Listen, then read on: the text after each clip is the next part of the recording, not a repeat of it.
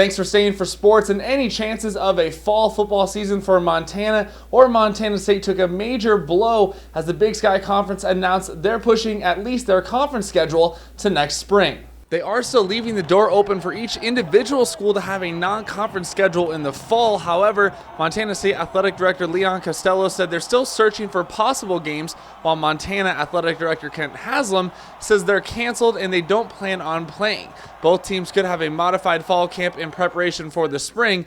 Now, the other big part of all this is the FCS playoffs, with both the Big Sky commissioners and athletic directors are hopeful they can get the other FCS conferences to join them in the spring and have a playoff, and relatively similar framework of crowning a national champion could be possible. But that's all a big if, so today was certainly a lot of mixed emotions. Our players, our coaches, really probably the entire state of Montana are disappointed and frankly probably pretty depressed that we aren't playing. I mean, we still have a chance to play football. Even though it looks different, let's embrace it and, let's move this thing forward. Let's make it a great atmosphere for the student athletes. And, hey, if we have a chance to compete and win championships, we're going to do it. Okay, so we know now no football for the Grizz or the Cats in the fall, but we do have football in the Frontier Conference. You may remember the 5 Montana schools in the Frontier have agreed to play an 8-game round-robin schedule this fall. Today, the conference announced their season will be delayed by 1 week to allow students to acclimate to new protocols in place. Teams will begin practicing on August 15th, and the first games will be played on September 19th. The conference also announced they will be moving volleyball to next spring. Conference officials say this decision was made to accommodate all schools in the Frontier Conference and to further align the sport with the NCAA championships to be held at a later date during the spring.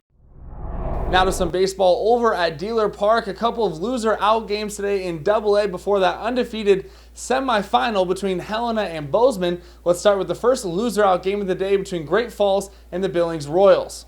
Chargers had a 3-0 advantage, but the Royals score 5 runs in the bottom of the 6th as they avoid elimination with their 5-4 win. Royals now wait to play the loser between Bozeman and Helena. We'll get to that in just a minute. First, let's check out the other loser-out game between the Scarlets and Kalispell, and Billings put up 4 in the top of the first in this one, but here the Lakers get one back. Connor Drish's hit just gets by the diving Logan Meyer. That plates Ethan Deedy for Kalispell. Top of 2 outs base hit from Michael Ferrelio tacks on another run for the Scarlets, and later in that inning, Lakers have the bases loaded, but the pitch burns right past him as Billings gets out of the inning. Top of the 4th now, Logan Meyer up to bat. He's known for hitting the long ball on the hardwood, and today he does just that, but out on the diamond, slamming a solo shot out of Dealer Park into left, and that put his Scarlets up 6-2. Billings looking for more, and again it's Ferrelio. Nice base hit out to center field. That's another RBI for him, scoring Wilcox home, stretching their lead to 5 runs, and they would hold on to beat the Lakers 8-6. Now to our undefeated semifinal between the 2 top seeds, Bozeman and Helena. Senators off to a nice start. Chase Nielsen out to right center, just gets by the diving outfielder, and Helena is on the board. Next at bat, it's Tyler Tenney, slaps it through the infield to plate Nielsen. And here's how the Bucks do get out of that inning. Check out the play from shortstop, keeping it himself for the nice double play. Bottom of the 2nd, bases loaded for Bozeman, and a wild pitch allows Preston Freeman to walk on home. Now it's Parker McMahon at bat for the Bucks, hits into a double play, but the throw was too late, and Bozeman tacks on another one.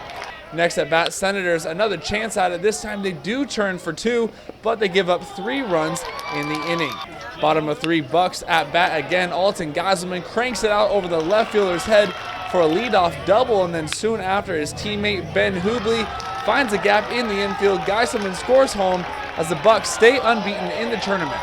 Now over to Lewistown for day 2 of the Legion Ball State A tournament. Billings taking on the Belgrade Bandits. If you're a fan of pitching duels, you're going to love how this game started off. Skip ahead to the top of the 2nd inning. Billings in a jam. Nice pickoff move here by Lance Schaff. That's a big second out as he escapes the trouble. Speaking of Schaff, he was on today. It wasn't even fair. Check out the strikeout here. This one swinging. And finally, some offense. There wasn't much early on in this game, but a base hit here by Cruz Slivera to score Lance Schaff as Billings upsets the Bandits. They win this one 6-1. So that sets us up for a fun weekend of baseball in Billings and Lewistown. Make sure you stay with us throughout the weekend for all the scores and highlights. That's your look at sports. We're back after this.